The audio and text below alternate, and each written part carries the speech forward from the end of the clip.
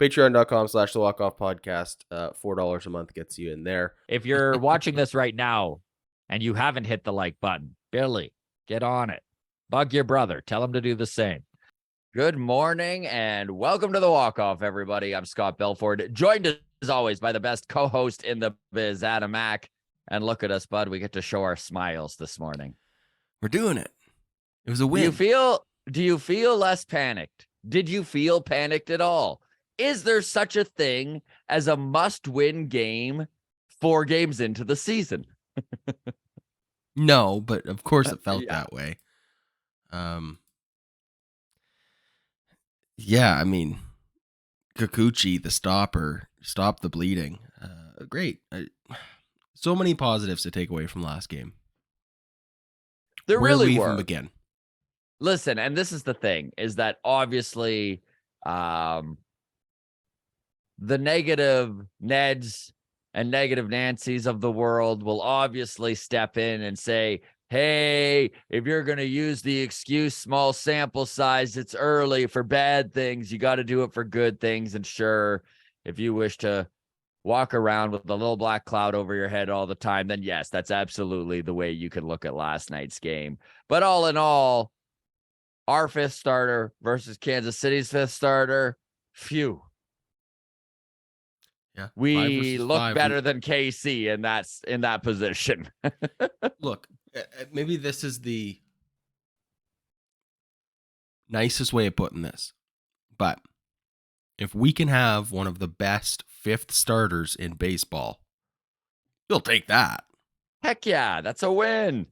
Our 5 versus your 5, and we're winning. I'll take that. You know, I don't know about Garrett Cole versus Manoah. We'll see how that plays out, but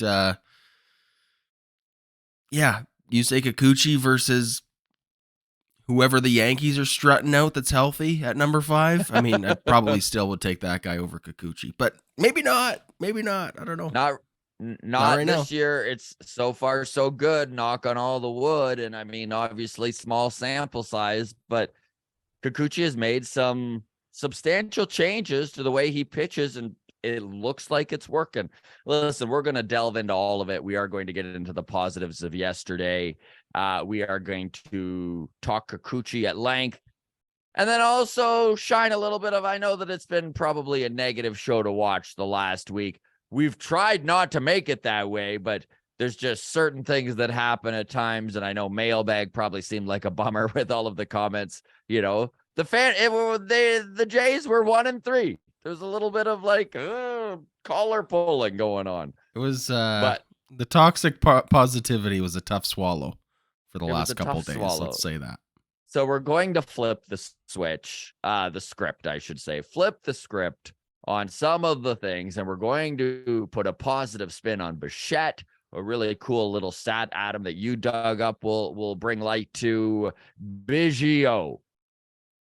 Another little stat you dug up that I was very impressed with. We'll talk Varsho. Matt Chapman has looked really good, so we will have a positive feel to this show today. And if that's not what you're after, well, my sincere apologies. Then we can end by talking about Brandon Belt. How's that sound?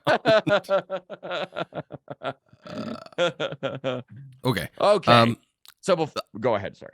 No, I just wanted to say, going into their next start. So yes, sure, small sample size, but just looking ahead, going into their next start, and I would have to assume confidence in Manoah to have a good start today, relatively high. Your confidence in Gossman looked good in his first game, so that's got to be high. Then in the next 3, not for the season, but just for their next start, what is your order of confidence levels? We got Bassett, we got Barrios, and we got Kikuchi. I mean, I'm nervous about all of them. I guess for sure. I get that. My highest confidence currently is we're going to do the old recency bias and go with Kikuchi. Really? Whoa. Yeah. Wow. I mean, okay. No, he's leapfrogged Jose Barrios for me this week. I'm hoping for. I guess I'm confident for Chris Bassett. I don't know why. Hey, you know There was what? some real red flags with Chris Bassett, but that's bold putting Kikuchi ahead of him, and I don't hate it. Kikuchi looked great last night. Again, recency bias. Like it really is. I just looking Let us at know the in the last comments. DM us, send us an Instagram, whatever. I think this is a fascinating little question that I've come up with here. I think it's where is your confidence level with the bottom 3 starters in this rotation? That is a great question.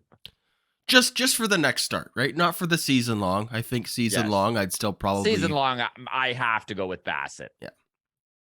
But yeah, for their next start. He says nervously. He says nervously.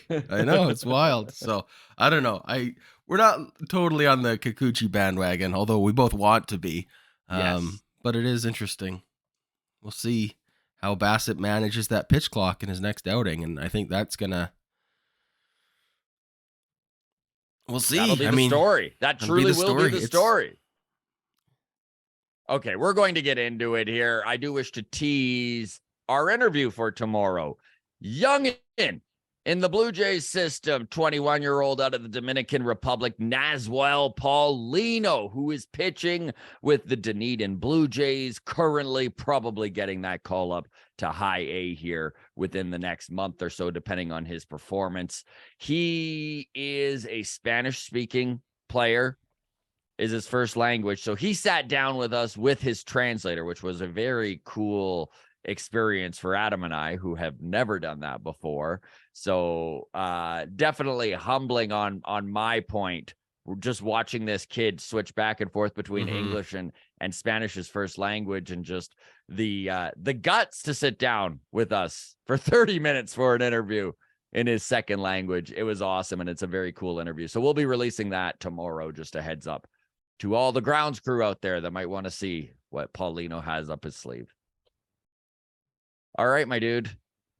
We get to kind of celebrate yesterday's victory, 4-1, putting the Blue Jays at 2-3 on the season. It was the battle of the 5th starting lefties for the Kansas City Royals and Toronto Blue Jays. Yusei Kikuchi versus Bubek. And it was a very encouraging game. Yep. They didn't blow the door down, and I don't think we can, give the signal that offense has been found. However, we did see a little bit of power. We did see the Blue Jays not buckle when things got tough. A lot of positives to take out of yesterday's start, and it was needed. Yeah. Like, again, we touched off the very, very top that there is really no point in any baseball season at the 5-game mark where you can actually say this is a must win. That's a ridiculous way to look at a 162 game season. However, it sure felt like it. Yeah, the fan in me sure felt that way for sure. The fan and everyone just was like, please, can we just stop the bleeding that is the starting pitching? And that's what you say. That's what you say did last night. And I mean, here's why it feels must win is because the Rays are 5-0.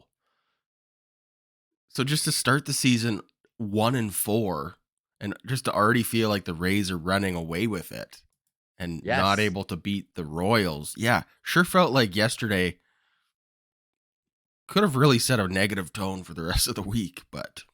And losing 9-4 to the Royals is a tough one to swallow. Mm-hmm. Especially when you're putting in a pitcher who had some real serious woes last year in Jose Barrios. And as a fan base, we're all just like, please, baseball gods above, let him find his career average, please. And then that was not the case. So honestly, yesterday was a great game to watch. It was fun. The bullpen looked really good. And that was something that I did wish to touch on here. Yes, Yusei Kikuchi came out and gave us 2 strikeouts, a walk, a whip under 1, 5 innings, just under 70 pitches. He had a good pitch count there. Then John Schneider wouldn't let him go a 3rd time through the order. Probably the right thing to do early in the season. Continue to build Yusei's confidence. before we stretch him out any further than that. And then the bullpen came in and didn't allow a run for the whole time. Yep. Jordan Romano looked good. Mm-hmm. Jimmy Garcia looked good. Tim Meza, 4 strikeouts, 4 batters. Give it to me every time. Yes, it's the Kansas City Royals. And again, if you wish to be that little negative Ned or Nancy, then go right ahead. But I think that the Blue Jays needed this. I think the pitching staff needed this. I think the pitching staff, top to bottom, needed a game like this, right? Where they were relied on. This was a game for the pitching. I mean, the offense put up 4 runs, but they didn't run away with it. At no point during the game did you feel like if the Royals came back that the Blue Jays, it wasn't that type of game. Yeah. The contrast in how I felt watching Barrios pitch versus Kikuchi pitch. Barrios gave up 3 runs in that first inning, and it just felt like, here we go again. Yes. You know, it was a singles to death in the first inning, and it just felt like, is he going to get through the first inning? You know, and to his credit, he did. I mean, he gave up a lot of runs, but he gave us innings, which we needed. He did. Yes. So credit where credit's due. I know it's an ugly thing, or an ugly silver lining to focus on with Jose Barrios, but truly the worst positive we could find. But yes, it is. That's the toxic positivity that I'm bringing to the table here on a Wednesday morning. However, to contrast that with Yusei Kikuchi, did give up the home run in the second inning. Jays were down 1-0. Could have gone the same way. It could have been you know what? Great point, here we Adam. go. And he didn't. He buckled in. Second inning. Let's talk that second inning. Because the Franimal hit that home run that you just brought up. Yeah. Then he gave up a single to Duffy. And then I don't know if everyone here remembers, it got worse than that. Remember, he then had the wild pitch. Duffy goes to second. And then there's the long fly ball that Merrifield makes that diving catch on. The runner tags and goes to third base. Now there's 1 out. He'd just given up a home run. He just made that mistake with the wild pitch. The single that Duffy hit, it was a seeing eye single. It just found a hole, right? Like, as you say, Kikuchi, a guy who the spotlight is on, you could buckle there, right? Yeah. You could get nervous. You could maybe allow another run or two. And then he didn't, man. He gave up a shallow fly ball to left field to Dalton Varsho, who then had a rocket with his arm, nailing the runner at third for a double play. Out of the inning, he settled right in after that. This is the true silver lining. This is the true positive I take from this Yusei Kikuchi start. Yeah, I mean, and you touched on it. Like, this is, I get goosebumps thinking about this. We watched the off season. A lot of Jays fans be frustrated with the departure of Teoscar and Lourdes and bringing in these defensive guys, right? And how, okay, well, even if we win more, it's not going to be as exciting. Like, these guys are studs in the outfield. And it is like 3 or 4 highlights defensively every game. Yeah. From our outfield troop. That Whit Merrifield diving catch fading back towards center field. Cool for him in Kansas City, but also it's like, that's our second baseman out there. Exactly. In the outfield, right? Love to see it.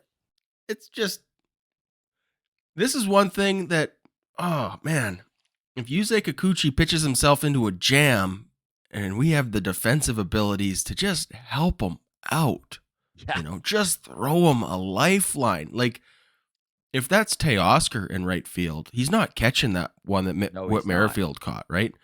Lourdes, I would say, could have done what Dalton Varsho did. Phenomenal arm on him. Credit there. Yes. But this is a great outfield. And if our pitchers can just not give up the long ball this year, if we can just keep it in the green, not a lot of stuff's going to be dropping in. I agree, man. It was very encouraging, and it has been all season watching the outfield. The outfield really has been the big positive in a 2 and 3 season so far. To go back to the Kikuchi start, I just love seeing the man have a plan and executing, which is something that he's done really well so far this spring in that first game of the year. He's got 4 pitches in his fastball, slider, curveball, and change. The curveball is somewhat new.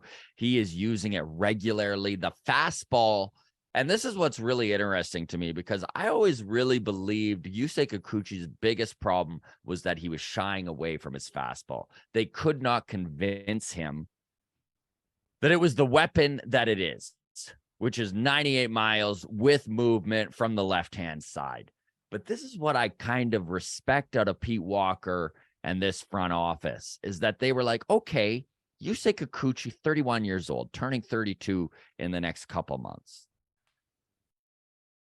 At no point in his pitching career has shown a willingness to lean on his fastball as that major pitch. So let's back him off of it. Let's make him feel comfortable. Yusei Kikuchi is throwing the fastball at a 37% rate, which is the lowest rate amongst starting pitchers in baseball. These stats really popped my eyes out. Before the game, they brought up the usage rate of his fastball last season, 51%, and then they compared it to 51. Spring training this year was 39%. And you just mentioned it's even lower now in his first outing. I mean, I don't track on a day-to-day basis what's a pitch use for each pitcher. I just knew Kikuchi was looking good in spring training, and my dumb monkey brain was like, he must finally be using his fastball more. Me so when too. I saw that stat on the broadcast, I was like, oh, I thought he wasn't using his fastball enough. Turns out he was using it too much.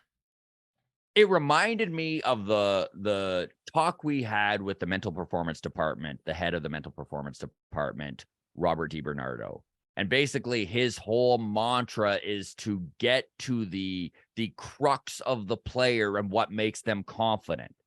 And again, like you and I were just talking, right? Because we do see such potential, and what a weapon that high 90s fastball with movement from the left-hand side is. But again, he just never truly believed in it like everyone else did. And watching him see some success going to what makes him comfortable on the mound, and this pitch clock scenario where he doesn't have a choice, right? Jano's there. He's like, this is what you're throwing. And Kikuchi's just like, all right, let's do it. Well, another stat that kind of popped up, again, spring training, I get it, but they also popped up like across MLB spring training. He was first in ERA. He was first or second in like 4 or 5 categories. In every category. And it was the whiff rate. He was first in MLB whiff rate. So swinging strikes. And again, spring training, I get it. But if this is pretty encouraging for a pitcher who last year's biggest Achilles heel was getting hit and getting hit hard. Right? Yeah. So, man, I hope this is sustainable.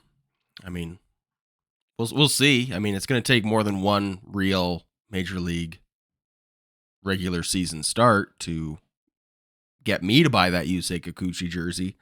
But this is absolutely showing some signs of life, so we'll take it. You couldn't draw it up any better as to how to ease him into the season as well. You know, like let him have a spring training where it builds his confidence and he looks good. Let him start the first major league regular season game he pitches against the Kansas City Royals. Let's ease him into this. But and I know that there are caveats, little asterisks on these, with it being spring, with it being the Royals. Look, this is a high pressure start. Like we talked about Alek Manoah and the big game factor of opening day, a lot of eyes on whatever. A lot of eyes, a lot of expectations, a lot of like, oh, what are we gonna get here today? Especially after what Barrios gave us the day before. I mean, this hopefully set the tone for, confidence is contagious, and momentum is a real thing. So hopefully he can build on it. He's got the Angels in his next start. No Anthony Rendon in that start. I mean, we'll end on the fact that he was economical with his pitches too, which you like to see. He was under 70 pitches thrown by the 5th inning. He could have probably gone another inning or two. And how do you feel about that? How do you feel about the decision to not push him? I loved it too. I loved it too. Because that absolutely could have been, let's send him out there for the 5th. He's got the low pitch count, and it could have been a 4-run inning, and now we're having an entirely different talk. So quit while you're ahead. The win. Yeah. Great move by John Schneider and Pete Walker to just kind of be like, listen, he got through 5. He's going to get the W. He had an incredible game with 68 pitches. He didn't walk almost anybody. He gave up almost no hits. Like, again, he had a 0.8 whip by the end of that game yesterday. I mean, you can't ask for more than that out of your starting pitchers. So great job by if our number coach and manager. If our number 5 pitcher, again, and I'll just end on this too, is if our number 5 pitcher can give us 30 starts and he's pitching into the 5th, that's 150 innings, which, is not 200, but for your number 5 guy, you'll take that. If we get 150 innings out of him and we're not pulling our hair out for each of them, that's a win. Again, and we've mentioned this, if he can pitch to a 4.5 ERA and give us 140 to 150 innings, that's very close to probably the best 5th starter in baseball. So I would take it. Definitely. Okay. Anything over that is, my goodness, gravy. Segment is for everyone out there who says that this has just been too negative, a negative soup lately. So let's put a positive spin on this and celebrate some of our victories from last night's game and from some of the players who have been having some really good seasons the first 5 games of the year. Matt Chapman, top of the list. He is on a tear as he starts this final year of his contract. He, of course, is a free agent as he goes into the offseason next year. Yep. Poised to make some big money, especially if he can continue to look like he has. Honestly, the guy is on fire. He is hitting the ball all over the stadium. He's hitting it in the gaps. He's hitting doubles. They just moved him up to the cleanup spot where he continued to hit and hit with runners in scoring position, something that this team has struggled with over the last few games. He just feels settled into this team. Not that he wasn't by the end of the year last year, but Matt Chapman definitely struggled out of the gate in 2022. And it's just, I think it was just a little bit new surroundings, uncomfortable. And now that he's in his element, look out. Well, I do wonder about the confidence of being the new guy versus being one of the established guys, and how much exaggerated that is just by the fact, like, if we didn't make all those trades this offseason, the difference from last year to this year is, well, he's not the new guy. Everybody knows him from last year, but it's still not as substantial as we made these big additions. We added Kiermaier, we added Varsho, we added Belt, right? Mm-hmm. So now those 3 guys are all coming in and going, Matt Chapman's one of the guys welcoming us, right? Like, he's part of the welcoming committee. So that's got to be something in the head as well, right? Absolutely. Being the new kid in town, absolutely. It's a big deal, man. It takes sports out of it. It's a big deal in life, right? Be that fish out of water. You're either being shown to your locker or you're showing the new guy to their locker, right? So it's like, he's not going to hit 533 with an OPS plus of almost 300 all season long, but while he is, put him in that cleanup spot. Yeah, well, I mean, again, just from like a fan confidence, which shouldn't matter, but I think does, like, impact the on-field performance, where, like last year he started slow, like you said, and I think by the end of the year had a low, probably 230 average. I could look it up, but having a hot start just gets that monkey off the back. You know, it's just, yeah, I'm good, and I know it, and I'm feeling good. Again, he's gonna have slumps, but I bet you by the end of the season he's 260 average. What do you think, Matt Chapman? Or do you miss the power who stroke knows? of Matt Chapman? Maybe one of the big things that stood out to me about Matt Chapman is that he is hitting the ball all over the field. He's not pulling it quite as much as he was in previous seasons. This is what we saw in 2018 out of Matt Chapman when he was 7th in the league in MVP voting. This is what we saw to Matt Chapman when he was hitting 33 home runs with the Oakland Athletics in that cavernous stadium that is the Oakland Coliseum. Yeah, I mean, 2018, he hit 278 with 24 home runs. I mean, if we can get that out of him this year. If this is where he settles in and he's just comfortable, and Matt Chapman doesn't need to put any pressure on his shoulders. My God, look at the dudes hitting in front of him. Matt Chapman, look at the dudes hitting after him. Matt Chapman just needs to swing the bat and do his thing. Well, and that goes to the being the new guy in town, right? When you're new, you got something to prove. So last year had something to prove. This year, like you said, he can just settle into the fact that he's like, I don't have to be the guy. I just have to be one of the guys. Like, there's just, that lineup is so stacked. And again, that's why it's nice to see Dalton Varsho get off to a good start too, because it could have gone the other way as well, where he's 0 for 20 at this point in the season, and we're going, well, at least he can catch a ball out there. But I think it's safe to say that the Blue Jays, even the front office, was like, listen, if 2 of the 3 new additions are amazing, you're going to miss on one of them. And if you get to choose which ones are big successes, Varsho and Kiermaier, I think, just need to be higher up on that list than Brandon Belt, who I still believe will eventually find it. We just might not see the real Brandon Belt till June, which will be infuriating to a lot of the fan base. Myself included. Dalton Varsho, worth noting, is hitting 188 right now. 7 strikeouts versus 3 walks. He is 3 for 16. However, did get the home run last night. Mm-hmm. Bunt single. Yeah, that was nice.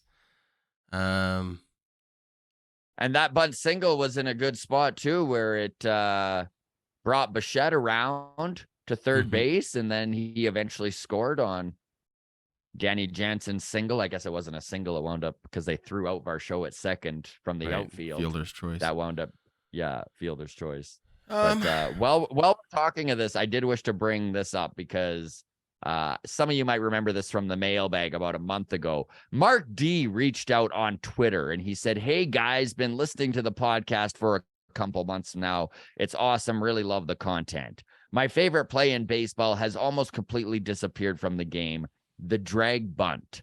My commitment to the Jays this year is the first player to bunt for a base hit this season. I'm getting their jersey. Your guess on who that will be?" So I said, "Hey, Mark, thanks for reaching out. Glad you enjoyed the show. I feel pretty confident the guy whose jersey you'll be getting is Dalton Varsho. He had 7 bunt singles last season, more than the entire Jays combined." Mark reached out last night with a quick little sentence saying, "Getting a Varsho jersey." Hey, there's worse jerseys to get, I think, as far as an investment that you're going to get to wear to the ballpark for the foreseeable future with confidence. Dalton Varsho's a good get. Continuing with our sunshine and roses portion of the show, the optimism. We're putting it on display here, and we're going to now talk a guy who we have probably been too negative about. Bo, sometimes there is an extreme talent on your team that for whatever reason, the Achilles heel in their game really drives everyone nuts. And that, in Bo Bichette's case, is his defense. As a fan, sometimes you forget what an incredible talent he is at the plate because he makes the odd bonehead play in the field, and it wears on you as a fan. But I do think it is important to put in perspective what a stud and how lucky we are as a fan base to have Bo Bichette in this lineup. Okay, he is still hitting 400 for the season. He had another hit last night. He is, since September 1st, I think he is still hitting over 400. And if not, it's like 398 or something like that. His last 5 weeks of baseball have been the best in the league, pretty much. But that's not all. Adam, you sent a stat yesterday, and I'll let you take over here, but it blew my mind. And I wound up tweeting it out, our group chat comment there, because, and it's well over, it's pushing 200 likes on Twitter because it is such a crazy cool stat. Well, basically it comes down to this. Friend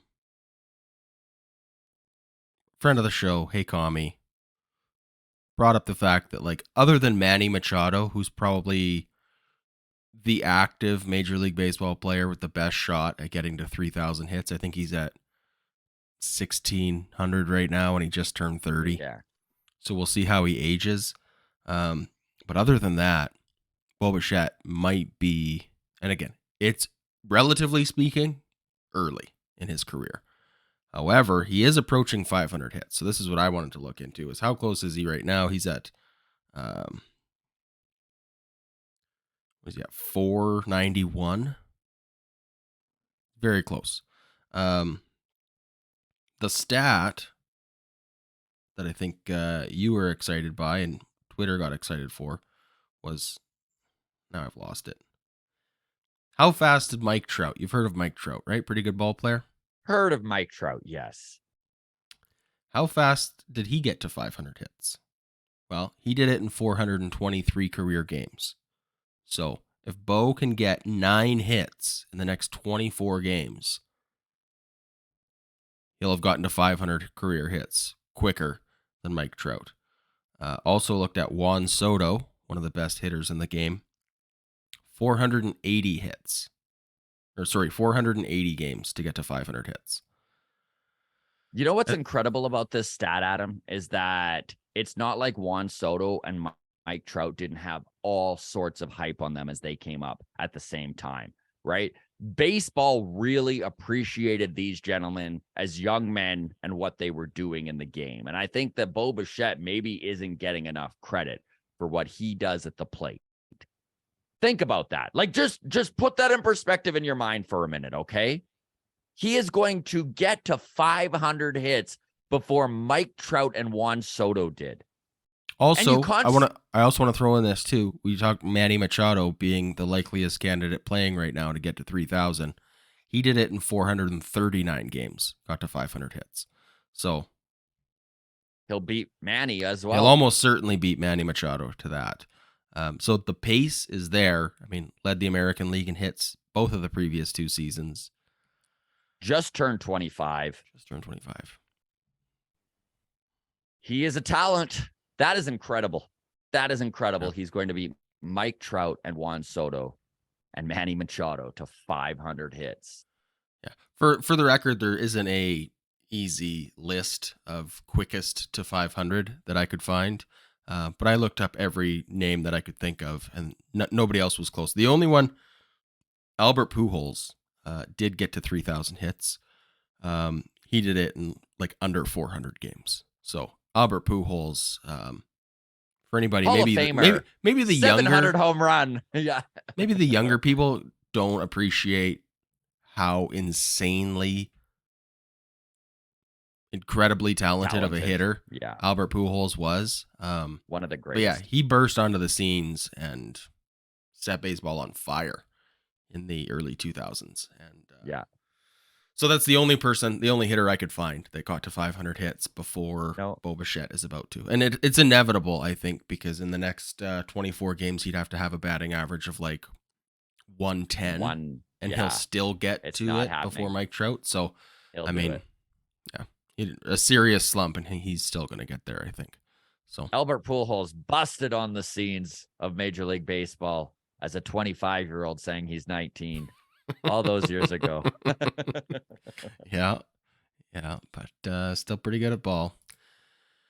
Speaking of stats that you impressed me with yesterday, you were a little busy stat monkey beaver yesterday. Ooh, Yeah, stat beaver. monkey. I like that. No, stat beaver, because that's more Keep the Canadian. Canadian. And Yes. beavers collect trees, which, for their dam.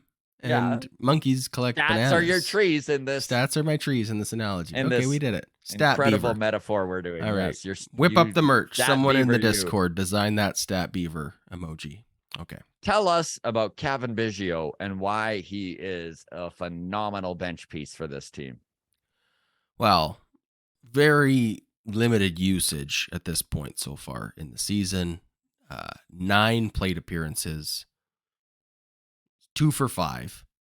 So 5 at bats. He's hitting 400, but he has 3 walks already. So he's been on base the 5th most of any of our players and has basically half the plate appearances of anyone else. Pretty impressive. Third highest OPS on the team. He's got an OPS over 1,000 right now because of his ability to draw walks. And this is where maybe the front office is hanging on to Kevin, waiting for robot umps in 2024. Because I know if it's a set strike zone that's the exact same every time, Kevin Biggio is going to have a 400 on base percentage, almost without a doubt. Almost without a doubt. Without pitchers being able to squeeze Kevin Biggio and get those outside strikes where it's just outside, but the ump is giving it to him, Kevin Biggio is going to be an on-base machine. And for anyone who's like maybe a casual Kevin Biggio familiarist, this is not based on a small sample size of 9 plate appearances. This is his career. This is what his strongest asset has been, is strike zone recognition, right? His baseball acumen through the roofs, strike zone awareness is right up there. Speaking of robo umps, is it just because of the pitch clock and all the other rule changes? So we have other things to focus on. It doesn't feel like the strike zones have been ugly this year. It does feel like better umpiring, and maybe I know they were great in the World Baseball Classic, weren't they? But I mean, umpires. This is the thing. Whenever we bring this up, people are like, there were still bad calls. Yes, there were still bad calls. It just wasn't as glaring as it felt last year by the end of the season. I don't know if some of you remember the end of the season, but the umpiring in September last year, everyone across baseball was losing their mind. And people were literally starting robot chants in the crowds. It's like, we want robots. Yeah, domo arigato. I remember all season long, it felt like umpire strike zone scorecards were being tweeted out, right? This guy had 64% strike zone accuracy or whatever, right? So I wonder if that's if the numbers are still bad, but everybody's just too busy tweeting about the pitch clock or how much stolen bases are up. I don't know. Like you said, it hasn't been glaring, so even if they are missing calls, it feels better, I think. Mm-hmm. So if I'm wrong about that, don't correct me, okay? Let me just live this blissful ignorance and think that umpires ain't that bad. Let's end this on Dalton Varsho, just shining some positivity on him. Yes, his batting average needs to come up a little bit, and I think it just will naturally, but he is hitting cleanup. He looked great yesterday with a Oppo Taco. Again, the thing that has impressed me about Dalton Varsho is for a dude who has was advertised heavily as not being able to hit lefties. He's hit lefties this whole season. As a dude who was advertised as constantly pulling the ball, he has hit the ball all over the field. Something that he did say in spring training that he was really going to concentrate on was hitting the ball more evenly over the diamond, and so far, so good. His on-base percentage has been good. His base running has been good, and his defense has been incredible. And yes, it would be nice to see him get a couple more hits in there. I think that's just going to come as he gets more comfortable. Any more positivity to shine on Dalton? Because I've been impressed. It turns out he has an arm on him too, because the biggest selling piece for me was that this kid has spectacular range and a glove to match. I didn't know he had an absolute snot rocket of an arm attached to him. Yeah, it didn't. That throw last night, when the runner tagged at third and he gunned him out at home. It was he beat him by on 20 the money. feet to the plate. Yeah, it was not even close. So who knows? A lot of love for Dalton Varsho. You only need to do that a few times before that runner's not tagging up. Yep. Love to see it. All right. Well, let's end to the grounds crew. All of you listening here, we really appreciate this walk-off community. You folks, we couldn't be here without you. If you haven't hit the like button, Billy, hit it. Get your brother to feel free to subscribe. By the way, I know that we have had a couple people from YouTube reach out who was just like, hey, I don't really listen to you guys on the audio side of things, but I did leave a good comment and hit subscribe. So, wow. Number one, thank you so much to anyone who is doing that for both platforms, because we know you're only listening on one. So you're just taking time out of your day to help us out and let me know, or let me tell you it is appreciated. All right, everybody. We will see you on Friday. Tomorrow, we are releasing our interview of Naswell Paulino of the Dunedin Blue Jays, that low A affiliate of the Jays.